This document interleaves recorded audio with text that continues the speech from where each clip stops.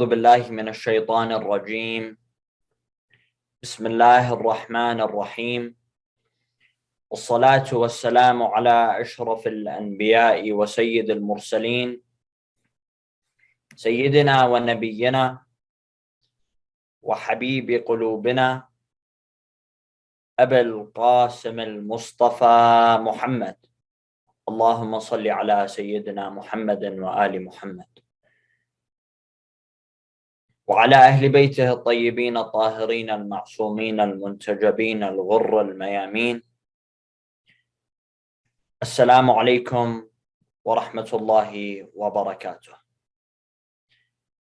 قال الله تعالى في محكم كتابه: وقل الحق من ربكم فمن شاء فليؤمن ومن شاء فليكفر إنا أعتدنا للظالمين نارا أحاط بهم سرادقها وإن يستغيثوا يغاثوا بماء كالمهل يشوي الوجوه بئس الشراب وساءت مرتفقا.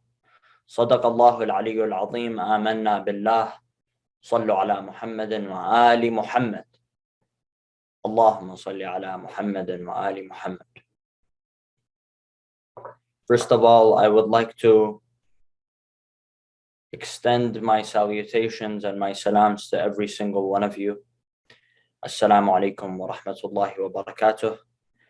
I appreciate your community for extending your invitation to me. It is my honor to speak for this wonderful community in Indiana.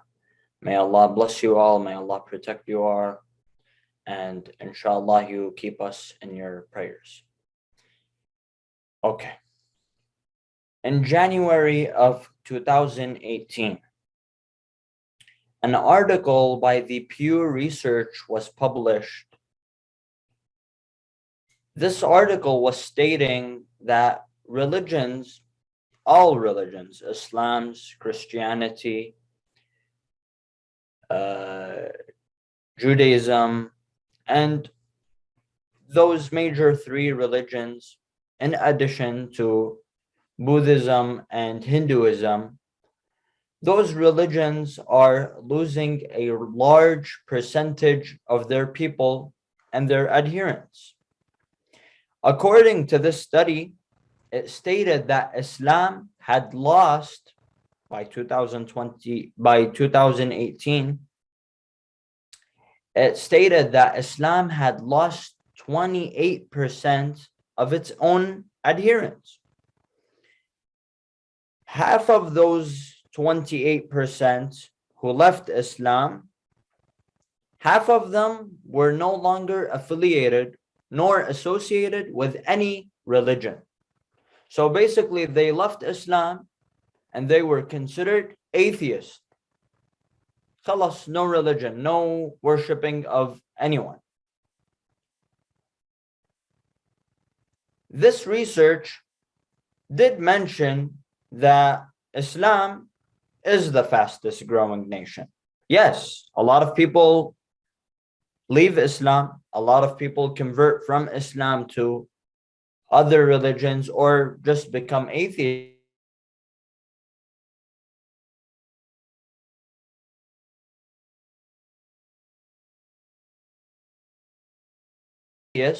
The highest and the top religion that people convert to it and convert to Islam, the fastest growing religion. Okay, so now this research tells us that those people don't have an attachment to their faith. Why would people leave their religion? Why would people convert from Islam or convert from Christianity or convert from Judaism? Because they don't feel an attachment to their faith or to their religion. They are not finding a solution within to their problems within their faith.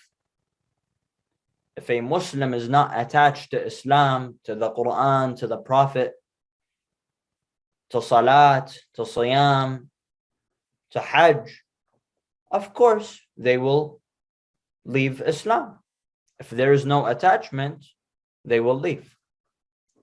They are also not finding solutions to their problems within their faith, while faiths and religions always put solutions to our problems and always tells us what to do.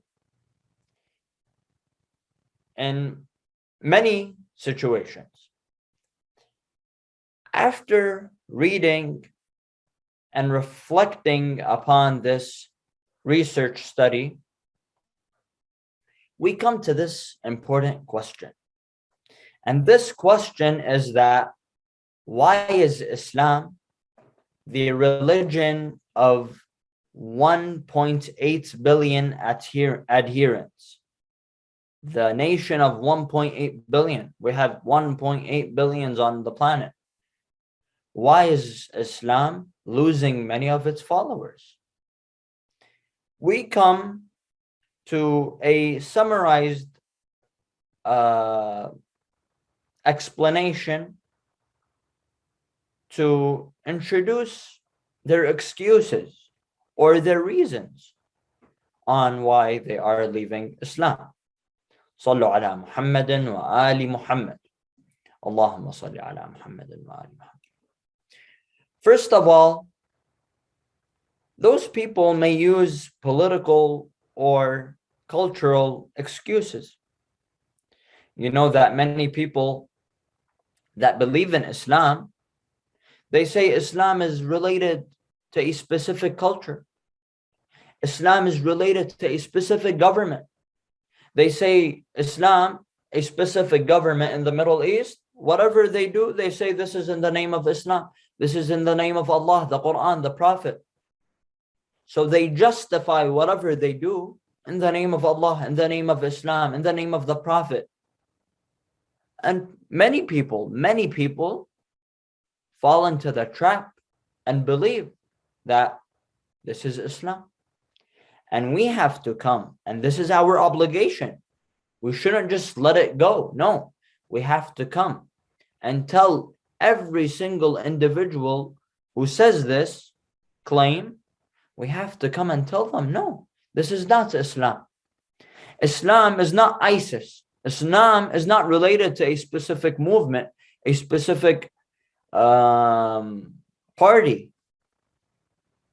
Islam is not related to any specific party, government, movement, any culture. Now you see a lot of people, when they talk about Arabs, they say Muslims. Yes, there's a lot of Arabs who are Muslim, but that doesn't mean Arabs is, when I say Arabs, it doesn't mean I'm saying Muslims. I'm not referring to Muslims. There are Persians who are Muslims. There are Arabs that are Muslims. There are Indians that are Muslims. Islam is a multi-nationality religion. We find people from many different backgrounds who are Muslim, especially in diverse communities. For example, you come here in Dearborn. I live in Dearborn. You come here in Dearborn, you find that in the masjid, you see an Iranian Muslim. You see a Lebanese Muslim. You see a Iraqi Muslim. You see an Indian Muslim. You see a Pakistani Muslim. You see an Afghani Muslim. You see a Turkish Muslim. So when I say Arabs, it doesn't mean that I am referring to Muslim. Or when I say Muslims, it doesn't mean I am referring to a specific nationality. This is an excuse they may use. If Arabs are bad, it doesn't mean all Muslims are bad. If a specific nationality, a specific nation is doing something wrong, you don't have to blame it on Islam. So this is a major excuse that they use, or a major, I wouldn't say reason, because it's not a reason, it's an excuse. For example, when they come and tell us, you Muslims, you kill. They see ISIS killing. They see Al-Qaeda killing. Yes. They call themselves Muslim. Are they Muslim? No. They kill Muslims themselves. In fact, they kill Muslims more than they kill Christians, more than they kill non-Muslims. So this is a reality. This is something that's happening, and we have to stop it. It should come to an end. Political and cultural excuses shouldn't be used to justify their reasons by leaving Islam. Khalas, I leave Islam because Islam is killing, Islam is demolishing. Number two excuse they may use when leaving Islam or disbelieving in Islam is questioning taboo topics. And this is, my dear brothers and sisters, very important. Questioning taboo topics is something that everyone may face. I face, my brother faces, my family, my friends, everyone faces taboo topics about Islam, obviously, about Allah, about the Quran. Sometimes someone questions himself or herself in their mind. How was this world created? How was this earth how did this earth come together? How did Allah alone create this earth in 6 days? How? We sometimes question ourselves. We do have to find an answer to each question. But the right thing to do is to go and ask the experts, the professionals.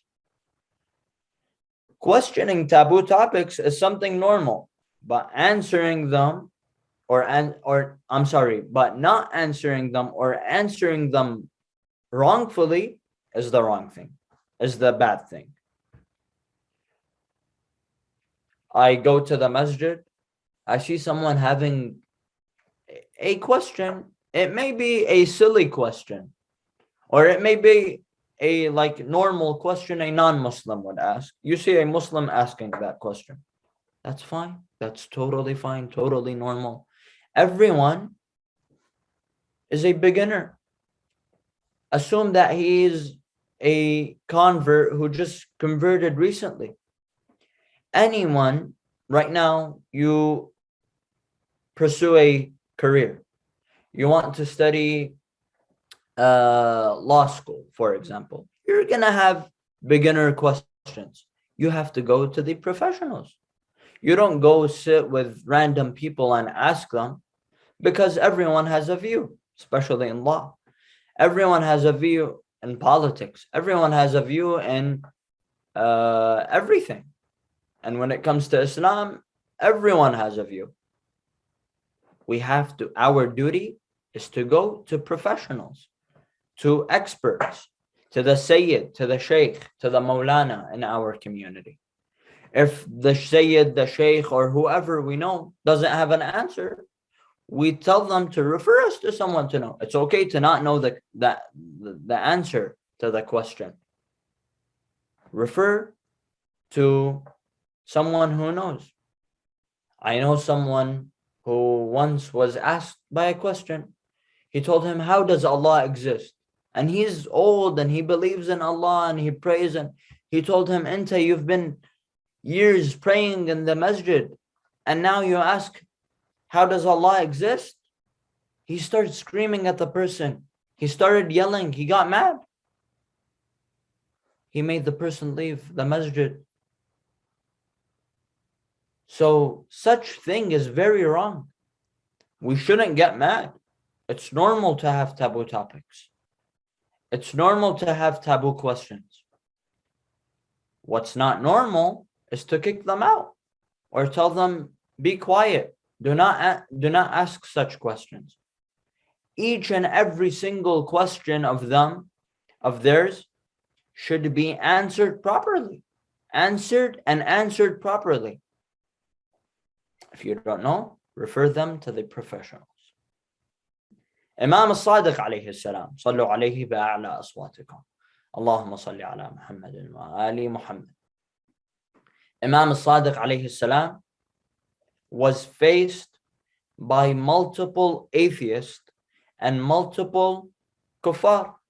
They come to the Imam, they tell him, you call yourself an Imam. You are the grandson of Prophet Muhammad. We have questions about your religion. Sometimes they make fun of Islam through their silly questions. But Imam al-Sadiq, did he fight them? Did he carry his sword and kill them? No. Imam al-Sadiq alayhi salam answered every single question of them. Answered every question of theirs. By answering them using logic and using reason.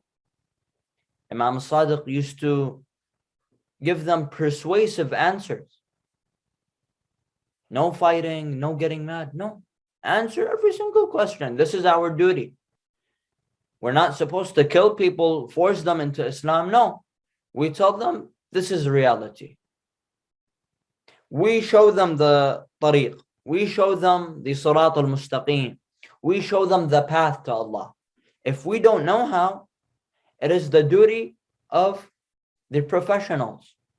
And of course, it is the duty of our imams, the Ahlul Bayt. They tell us the tariq.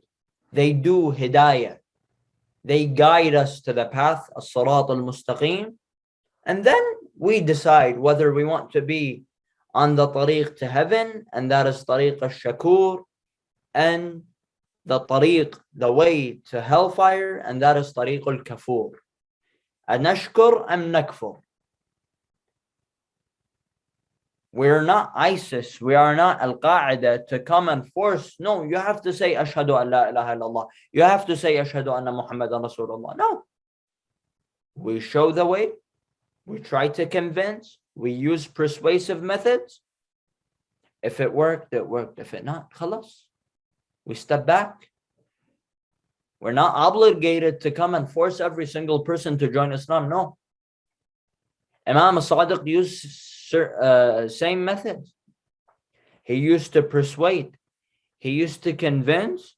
And the largest atheists and non-believers used to come and sit under the pulpit, behind the pulpit of Imam al-Sadiq. And then they come and they tell him, we are with you. We are amongst your believers. I would mention a story of a non-believer who came to Imam al-Sadiq. This non-believer, his name is As-Sayyid al-Himyari. As-Sayyid al-Himyari is known as a famous poet. Sayyid al-Himyari went to Imam al-Sadiq. He was a famous poet that used to curse Ali ibn Abi Talib. He used to curse Fatima al-Zahra.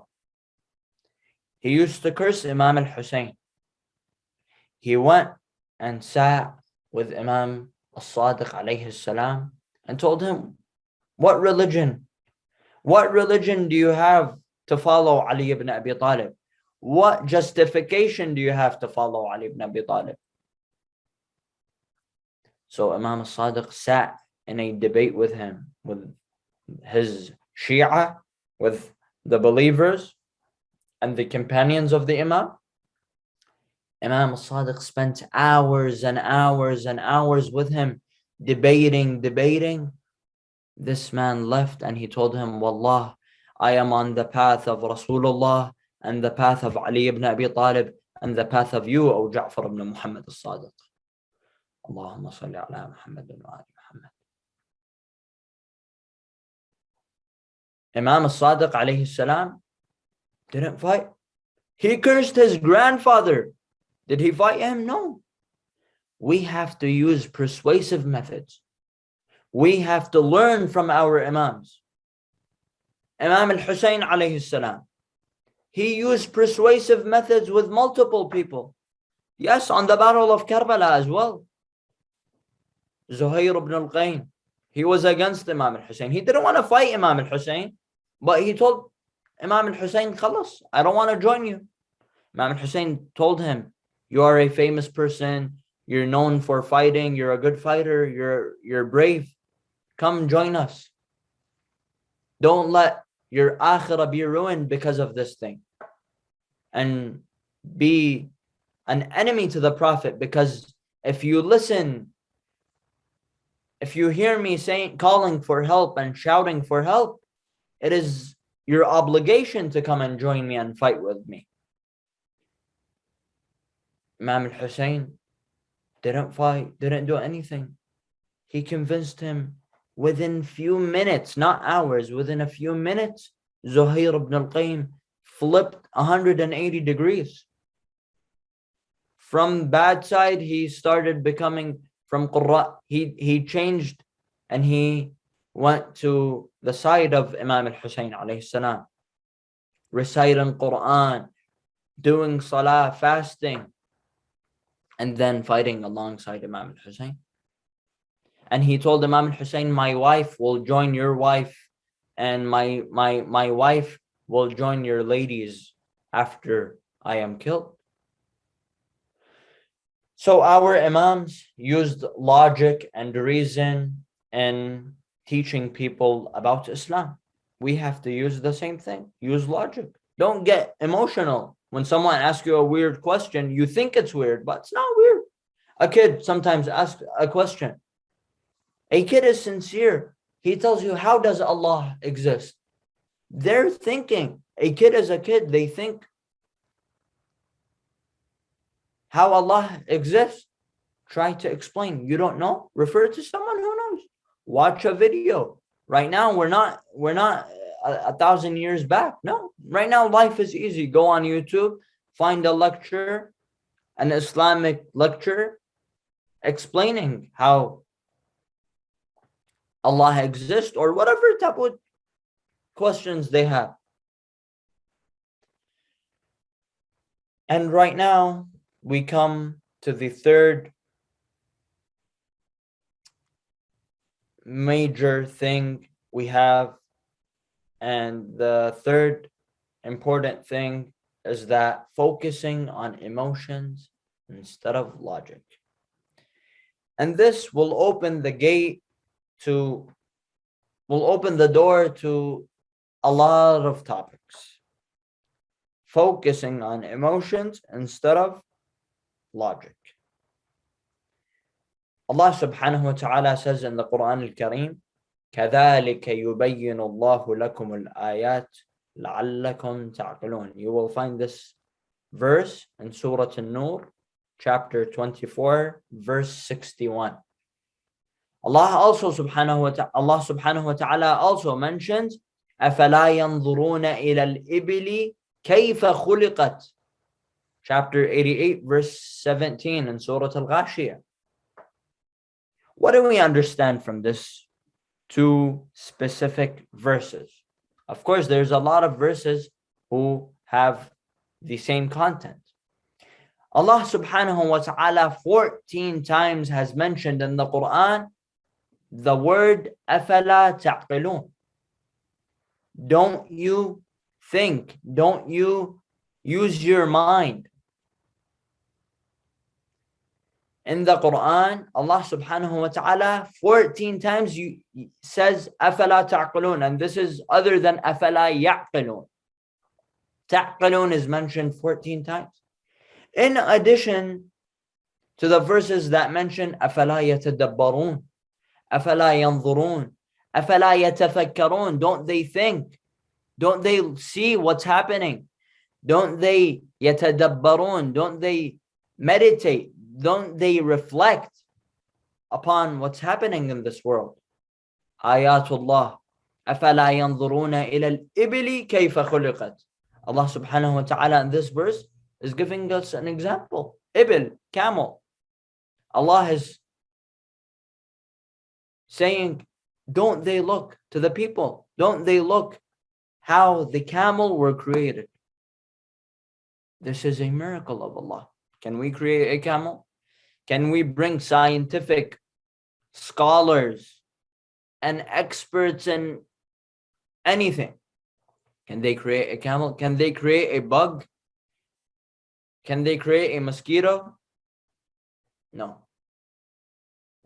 كذلك يبين الله لكم الآيات لعلكم تعقلون. Allah subhanahu wa ta'ala will keep on showing us miracles and miracles and miracles. Don't we reflect? لعلكم تعقلون. Don't you reflect? Don't you think? Don't you use your mind? Don't you use your intellect? What does this show us? This shows us that Islam is a religion of what? Of logic. Islam is a religion of reason. Islam is a religion of intellect. And it focuses on the usage of the intellect. Allah doesn't want me to use my emotions only. Yes, be emotional with other things, but don't use your emotions when it comes to Islam. Don't use your emotions when it comes to your faith, your aqeedah. Allah subhanahu wa ta'ala, every single verse of those that I mentioned, أَفَلَا يَتَذَكَّرُونَ لَعَلَّكُمْ تَعْقِلُونَ أَفَلَا يَتَدَبَّرُونَ يَتَذَكَّرُونَ. Allah is ordering us. Allah is ordering us to use our intellect, to use our minds, and understand what's happening. Don't go by emotions. Don't follow anyone just because he's your friend, he's someone that you trust. Don't just go follow blindly. Understand what path are you on. I would give an example. So let's say you're on a road trip. Are you just gonna put in the city and just follow blindly on Google Maps? Some people would do that, but it's wrong. You have to understand what routes are you taking. That's why we use Google Maps. We can't just drive randomly. We have to follow a map. We have to understand the route, the whole route. How many hours are it's gonna take us to reach from A to B? Same thing with Islam. We have to know what route are we taking, who are we following, and we shouldn't follow them blindly. We have to know their reason why they're taking that path. We, for example, the Shia of Ahlul Bayt, we follow Ahlul Bayt blindly? No. We follow Ahlul Bayt for a reason. What is that reason? Our obligation is to understand what is that reason. Why do we follow the Ahlul Bayt? Or what's so special about the Ahlul Bayt? We keep on saying Ahlul Bayt, Imam al-Hussein, Ashura, Imam al-Mahdi. What's special about them? Let us understand and reflect. When we go to the masjid, yes, celebrate the birthday of the Imam. Commemorate the martyrdom of the Imam. Of course, this is very important. But what's more important is to understand the message. I know people, especially in the Middle East, when Muharram comes, yes, they're just commemorating Latum. Of course, Latum is very important. But understand the message of Imam al-Hussein. Why did Imam al-Hussein revolt? This is what's important. Don't follow Imam al-Hussein blindly. Follow Imam al-Hussein with your aqeedah, with your faith. This is important. And we find that Allah subhanahu wa ta'ala is ordering us. All those verses, what do they mean? Allah is ordering us to use our mind, to use our intellect instead of using our emotions. We shouldn't be Muslims just because my parents are Muslims. I'm a Muslim because my dad is a Muslim. My mom is a Muslim. No, that's wrong. I'm a Muslim because I want to be a Muslim, because I believe in Islam, because I read the books and I understand the difference between Islam and other than Islam. I read the books about the Ahlul Bayt and I understand the difference between Ahlul Bayt and non-Ahlul Bayt. We have to understand this. We can't just follow blindly. Are we convinced into Islam? And this is our topic tonight. Are we convinced into Islam? Or we're just going by emotions? This is important. We must study, learn, listen to people, listen to experts, listen to professionals, and learn. Just like many of you guys may be experts and professionals in a lot of fields, in medicine, in medical fields, in engineering, and a lot of fields, pharmacy. Don't you have to go and study years and years? Spend hours and hours and years studying until you reach the point until khalas, you're an expert in this. And then you start working. You know what you're doing. For example, a dentist. So he's working, he's doing what he should do. Someone comes and tells him, no, you have to do this. And that person is not a doctor, not nothing. Of course, you're going to tell him, Habibi, don't interfere. You're not, don't get involved. Same thing with Islam.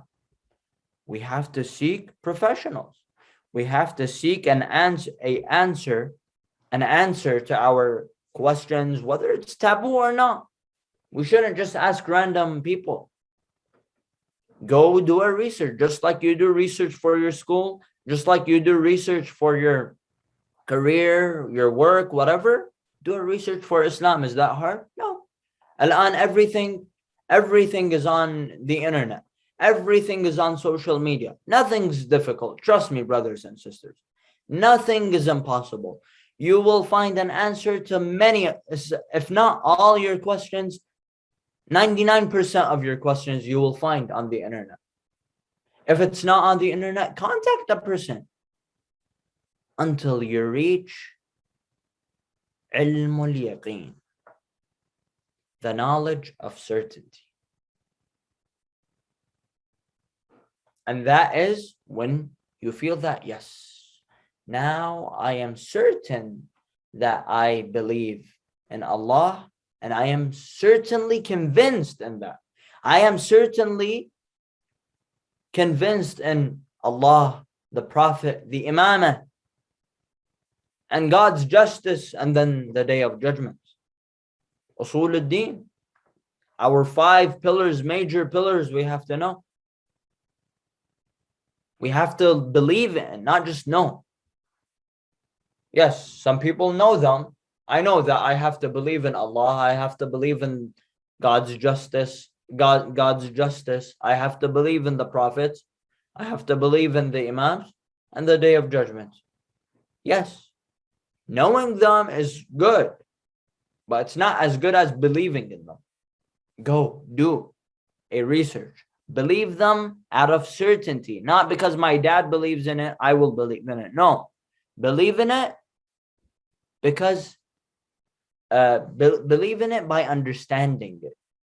Believe in it through doing a research about it. This is what we should do. And this door that Islam focuses on logic instead of emotions, Islam also focuses on quality rather than quantity.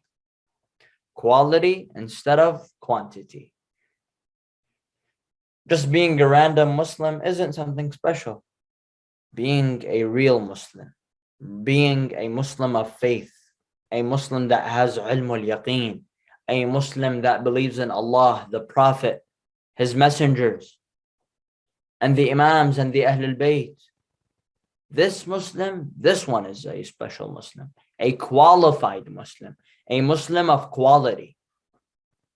Allah subhanahu wa ta'ala says in Surah Al-Ahzab, chapter 33, verse 23, من المؤمنين رجال صدقوا ما عاهدوا الله عليه فمنهم من قضى نحبه ومنهم من ينتظر وما بدلوا تبديلا. Men who believe in Allah, صدقوا ما عاهدوا الله عليه. They have a vow, they have a covenant between them and Allah, a covenant between them and Allah. That we worship you. We believe in the Prophet. We believe in your messengers. We believe in the Imams. We believe in the Day of Judgment, and we will sacrifice our lives and our money and our property for Allah. And this is what happened. And those are the men of certainty, of ilm al-yaqeen, just like the men of Imam al-Hussein, the companions of Imam al-Hussein. And what great companions other than the companions of Imam al-Hussein you will find, where 72 people, 72 companions stood against 30,000 of their enemies of the army of Yazid. In some narrations, 70,000. So basically 72 in the face of 70,000. This needs not a normal kind of bravery. So those men have ilm al-yaqeen. They really believe in Imam al-Hussein. Another example, the Muslims of the Battle of Badr, 313 Muslims on the 17th of Ramadan, year 2nd of Hijrah. 313 Muslims fought alongside the Prophet against around 1,000 of the polytheists under the command of Abu Sufyan and Abu Jahl and Abu Lahab. They stood against the Prophet, 1,000 in the face of 313. That's a big difference. Yet those 313 defeated the 1,000 kuffar. Why? Because they were believers through reason and logic. They believed in the Prophet. They had ilm al-yaqeen. They had the knowledge of certainty. And Allah helped them. Yes, Allah can do something impossible. We can't. We have our duties to believe. Believe that Allah can do something impossible.